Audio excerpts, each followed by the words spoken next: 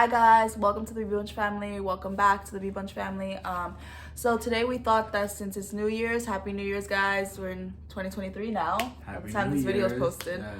Yeah, so Happy New Year. So we thought that we'd start the new year by kind of talking to you guys about our goals and how we set up the goals for our new year kind of every year, and just talking that through and doing like a New Year's video.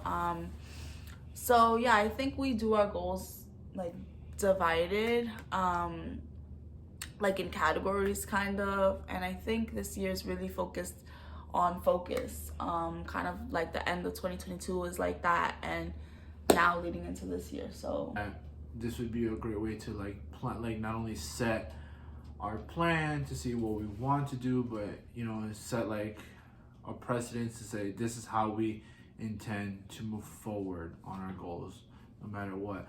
Does it have to be a strict rigid structure? No, but because life does happen.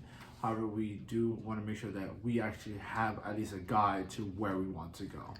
And yeah, Charlie's distracting me. He's playing with a little donut toy. But yeah, like honestly, for a couple of years now, we've got away from setting like resolutions and just focused on having conversations at the end of every year as to what our next goal is. Because resolutions, you make them and by January 31st, everybody's like, I'm not on my diet anymore. I didn't do this or that. So I think setting goals like as a couple is better. Just, thinking about the past year that you've had, what did we accomplish this year, and then looking forward. And I think I wanted to make this video because that's a better way to kind of show people maybe how to do it if they're struggling to hold on to their goals or their resolutions.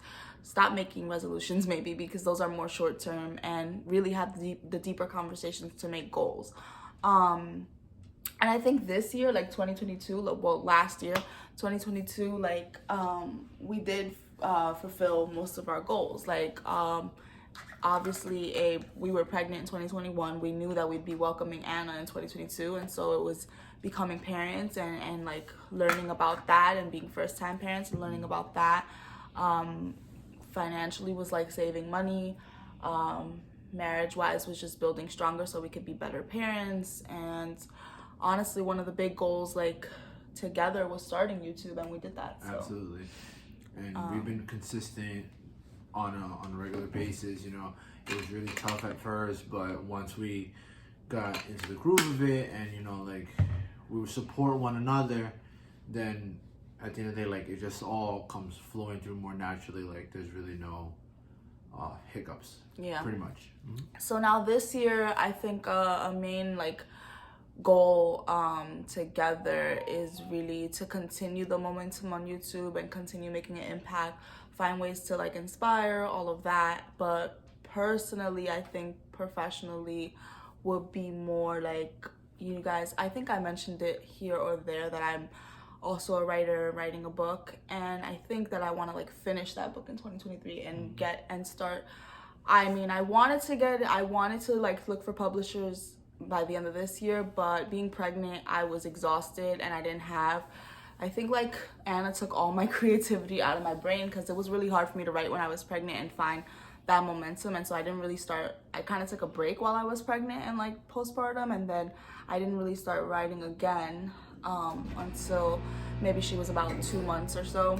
So that kind of took a break. But trying to get more of I have a writing schedule, but maybe being a little bit more strict with it, and then by the time we are here next year, saying that I actually could find a publisher, or at least get it into early publication.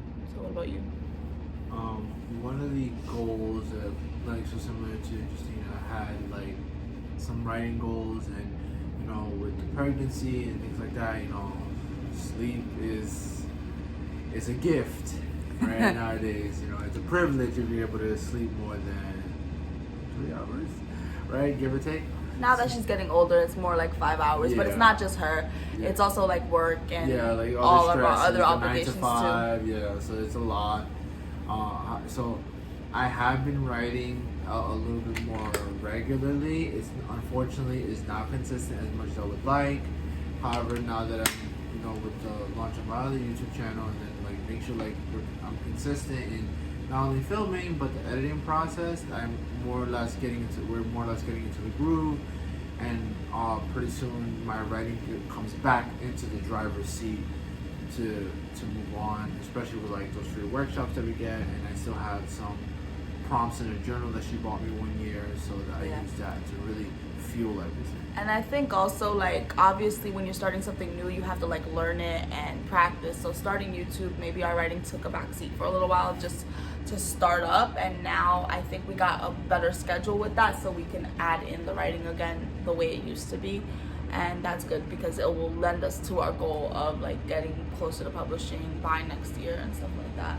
And Anna will be a little bit older, so it'll be easier, and it is, she's becoming more independent, and she'll become more independent. She'll be a toddler next year, so it won't be the same. But and then financially is just what it's been the past couple of years, which is saving for our home, guys. We love our apartment that we're in, but ultimately we don't want to rent. Right.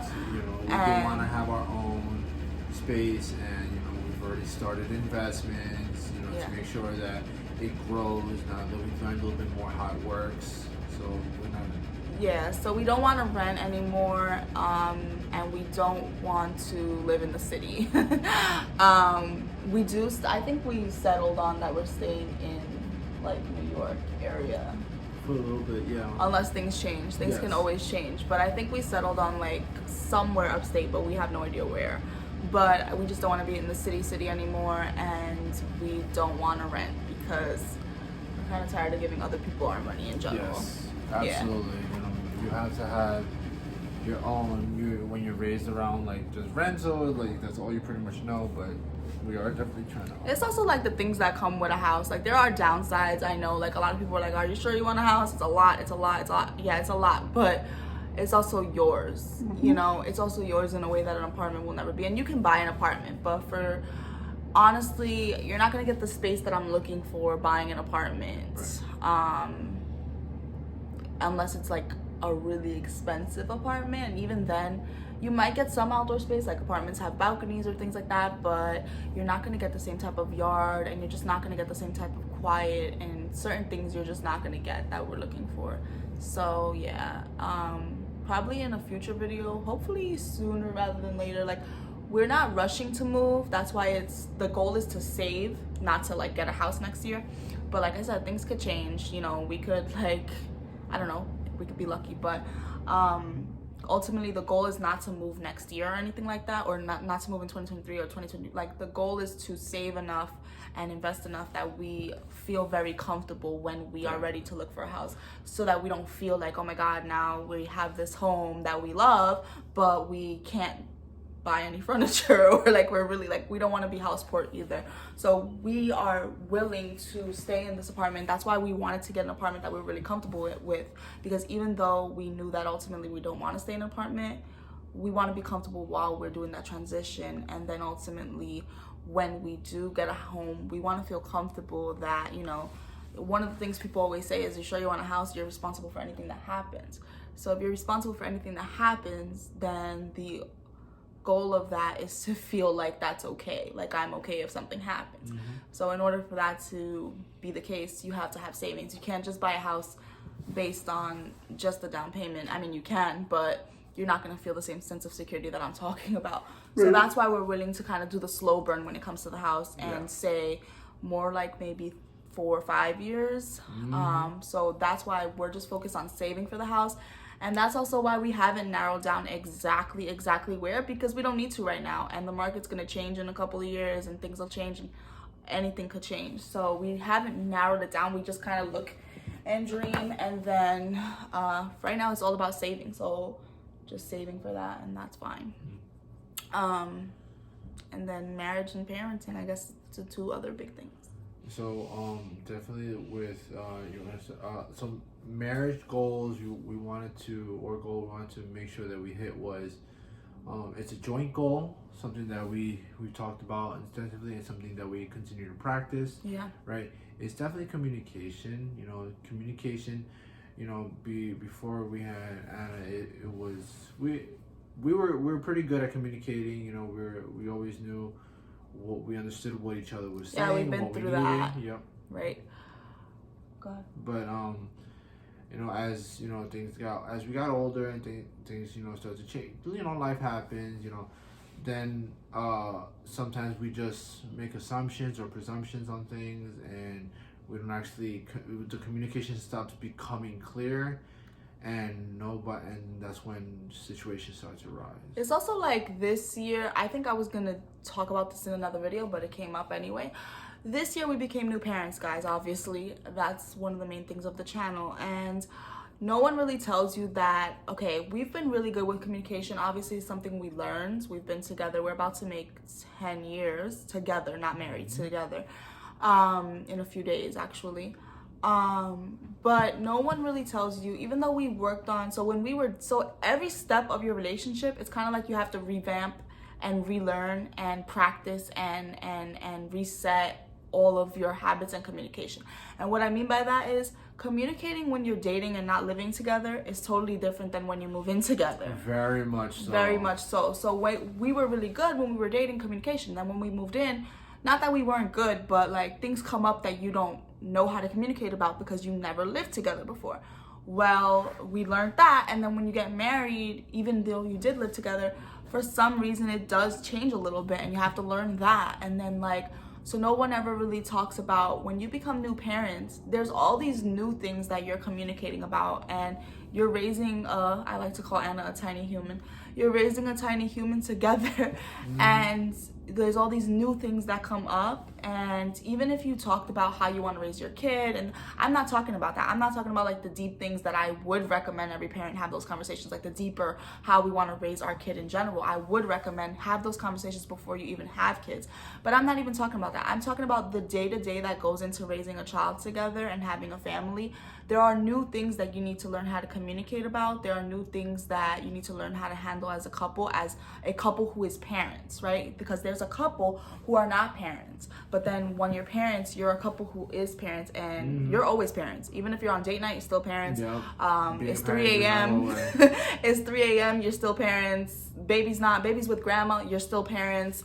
It doesn't matter. Once you have a kid, you're a parent forever, always, 24/7, 365 days a year. So even when she's not with us, or even we're still parents, and we still have to learn how to function as parents. And especially when she is with us, and she needs something or something like that. And when you first have your first baby, you have to learn how to be parents. And then obviously we don't know the transition from 1 kid to 2 or whatever, but that's all a transition in itself, because that's different. Now you have 2 kids that you're raising together. But definitely that would be something that I would tell new parents that no one told me, that even though you're good at communication, if you're not good at communication, that's a whole other issue. You need to work on it immediately. You need to practice.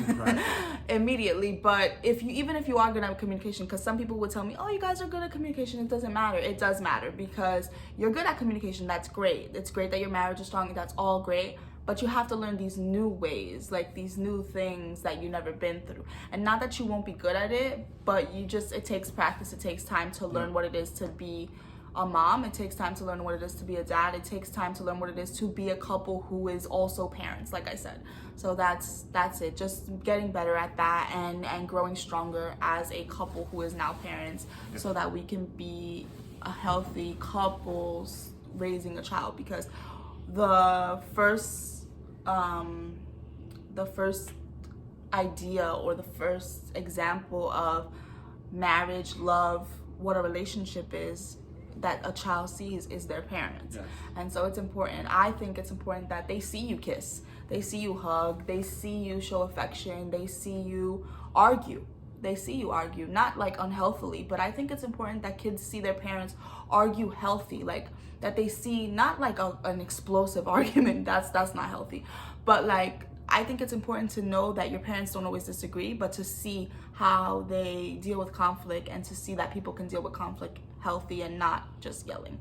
To see all of that, because what a relationship is, you're only going to see at first from your parents. And so just being that prime example, always, being that prime example, because you're not an example before your parents, because there's no little human. But now with a little human, making sure that we're that example that we're trying to show her, so that she can have healthy relationships moving forward as she gets older, I think. And then the last one is specifically as parents, which I guess the marriage one goes with being parents, but we're new parents, so that kind of goes together. But parent wise, I mean, I think we're doing good. I think Anna's healthy. Yeah, she definitely is pretty. I think she's brilliant. But I think also she's always transitioning. It's constant transitioning, you know, like she was a newborn, and that was, you know, she's totally different now. Like she learned how to stand yesterday, and now she's standing, like, you know. She learns something new every day, and I think the goal for parenting is just to continue enjoying her, which we're already doing, but continue it and just make the most of these memories, because every day she's a different baby. So enjoy the baby she is today, because tomorrow that baby is a whole new baby and almost a toddler. Oh my goodness, I can't even. Almost a toddler. In 4 months she'll be a toddler. Yeah. And we'll be doing like a first birthday vlog, guys. So yeah, she'll almost be a toddler. I'm excited. She's acting like a toddler now. She's standing up and trying to hover and trying to get her balance, and it's cute. But yeah, that's it, right? Or you have something else to add? No, I think we're good. We already went over some. Did we go independent goals? No. Yeah. Independent goals more the writing. Yeah, the writing. The writing, I guess they're the same. Yeah, make sure you're consistent. We're investing in ourselves to have that bigger payout, because you only know yourself better than anybody else. So invest in yourself, be kind to yourself. You know, that's definitely what I would say. Yeah, and I think this year we did a good job, even though we had a lot on our plate too with like health, but just continuing the healthy habits, maybe picking up a few more, would be good. But yeah, guys, we just wanted to do a quick video and catch you guys up for the new year. Say Happy New Year and stay tuned. We're gonna be doing a lot of, like, the month of January, I'm gonna be catching you guys up with a couple more parenting vlogs, and definitely I never got to do my postpartum tips, like, and postpartum experience, but I'm gonna do that in January. Now that Anna's already, you know, 8 months old, I think I can look back and really give good advice. So also, we promised you guys in the pregnancy vlog, we talked about, like, in the finding out we were pregnant vlog, we talked about cocooning and what that was, and that's gonna be, I think, in like 2 weeks, so look out for it if you were waiting, because we promised it and we will be filming it.